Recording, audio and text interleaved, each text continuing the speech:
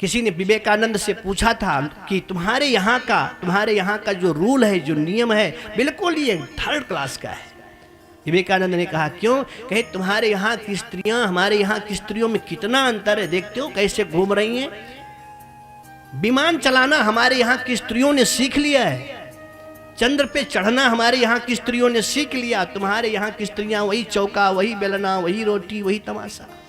विवेकानंद ने कहा तुम ठीक कहते हो, तुम्हारे यहाँ की स्त्रियां बहुत अच्छी हैं, बहुत अच्छी हैं। कितनी अच्छी हैं?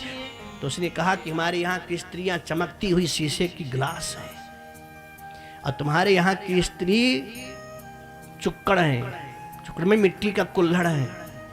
विवेकानंद मुस्कुराए कहे जय हो, बहुत सही तुमने कहा। सच है कि तुम्हारे यहाँ की स्त्रियां शीशे का ग्लास है और हमारे यहाँ की स्त्रियां मिट्टी की चुक्कड़ हैं। तो उसने कहा हंसते क्यों? कहा इसलिए कि तुमने जो कहा बहुत सही कहा। क्यों सही कहा? कहा इसलिए कि शीशे के ग्लास की विशेषता है, एक आदमी चाय पिया, एक घूंट पानी डाला, हिला करके फेंक दिया, फिर दूसरे को चाय ठोंक दिया।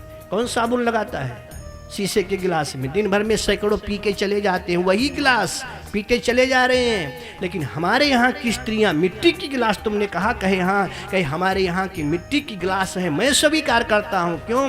कहे मिट्टी के कप में, मिट्टी के गिलास में एक बार चाय पीने वाला बंदा वही चाय पी सकता है, दूसरा कोई उसमें चाय नहीं पी सकता। हमारे यहाँ की स्त्रियां जब किसी पति का हाथ पकड़ लेती हैं तो जिंदगी भर उसी के साथ जीवन निर्वाह कर देती हैं और किसी और को छूना पसंद नहीं करती। और तुम्हारे यहाँ की स्त्रियां तो शीशे का गिलास है, बदलने की परंपरा तो है ही। तुमने बहुत सही कहा।